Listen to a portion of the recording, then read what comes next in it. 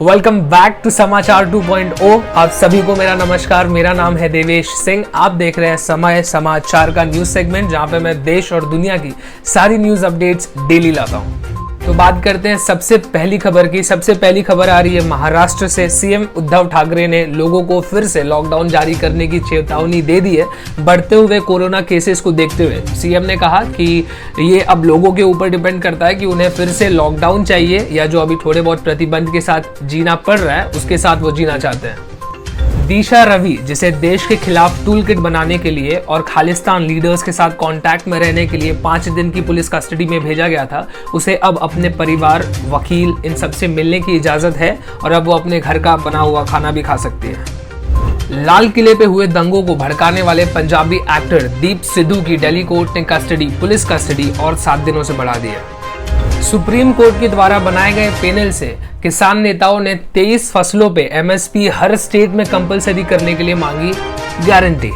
कांग्रेस नेताओं ने कहा कि बीजेपी सरकार बस नए नए विवाद खड़े करके आम आदमी का ध्यान बढ़ते हुए पेट्रोल डीजल के प्राइसेस पे और किसान आंदोलन जैसी चीजों से हटाना चाहती है। पेट्रोल डीजल से याद आया, कल मैं गणपति बप्पा का विसर्जन करने गया था और मैंने पेट्रोल डलाया। पेट्रोल की कीमत नाला सुपारा में 99 रुपीज पर लीटर है। सरकार को जल्दी कुछ इस पे करना चाहिए।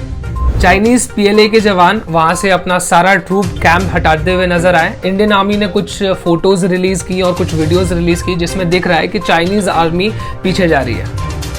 भोपाल मध्य प्रदेश में कल एक बस पलट जाने की वजह से 20 महिला और 2 बच्चों की गई जान। सिर्फ 6 लोग ही जिंदा बच पाए। ज्यादातर महिलाएं थी बस में और ज्यादातर लोग नर्स बनने की कर रही थी तैयारी।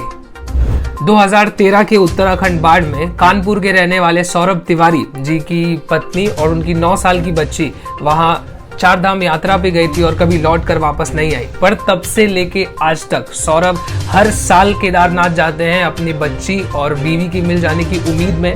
उन्होंने कहा कि मैं ऐसे ही नहीं छोड़ सकता उम्मीद।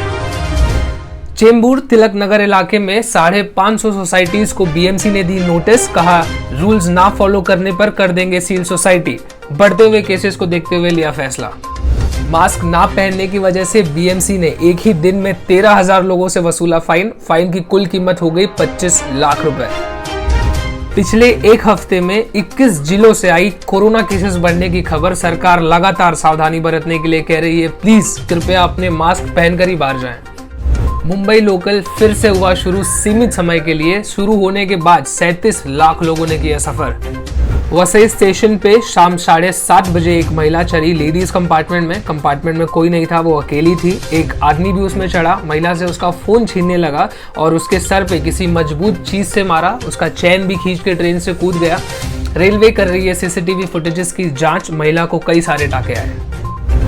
सुप्रीम कोर्ट ने बीजेपी नेता की ऑपोजिशन में आने की दरख्वास्त को किया खारिज। 2017 में सामने से ऑपोजिशन पोस्ट मिलने पर किया था मना। सुप्रीम कोर्ट के इस फैसले के बाद बीजेपी को लगा बड़ा झटका। 2023 में वापस होंगे बीएमसी में इलेक्शंस।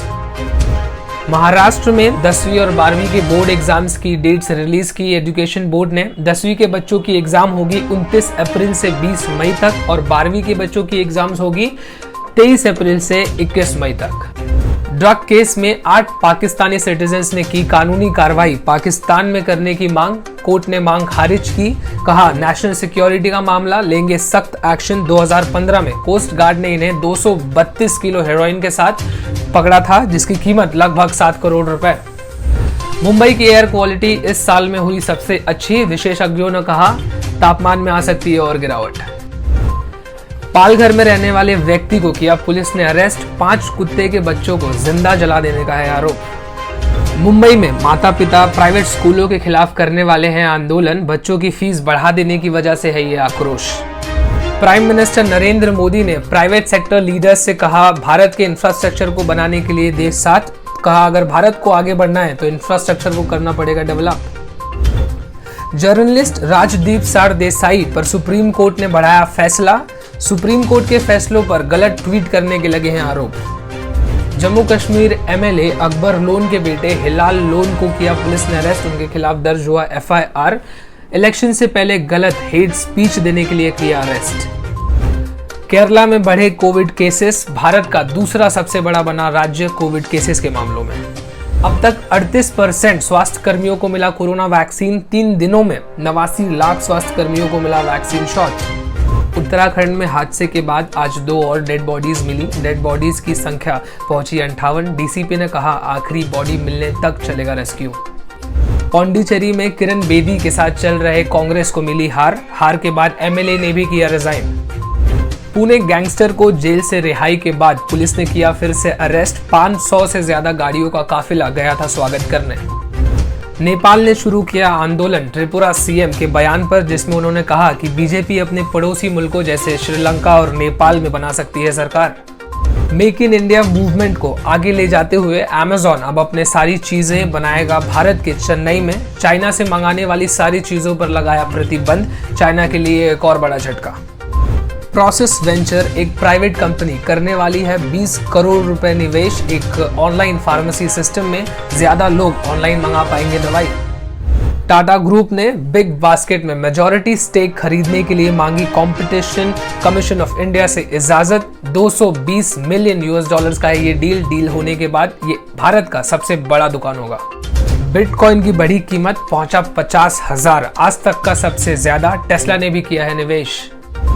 S&P ग्लोबल रेटिंग्स ने कहा भारत की इकोनॉमी आ रही है सही दिशा में, जल्द ही आएंगे नंबर्स पॉजिटिव में। फ्रांस के नेशनल असेंबली ने इस्लामिज्म को रोकने के लिए किया बिल पास।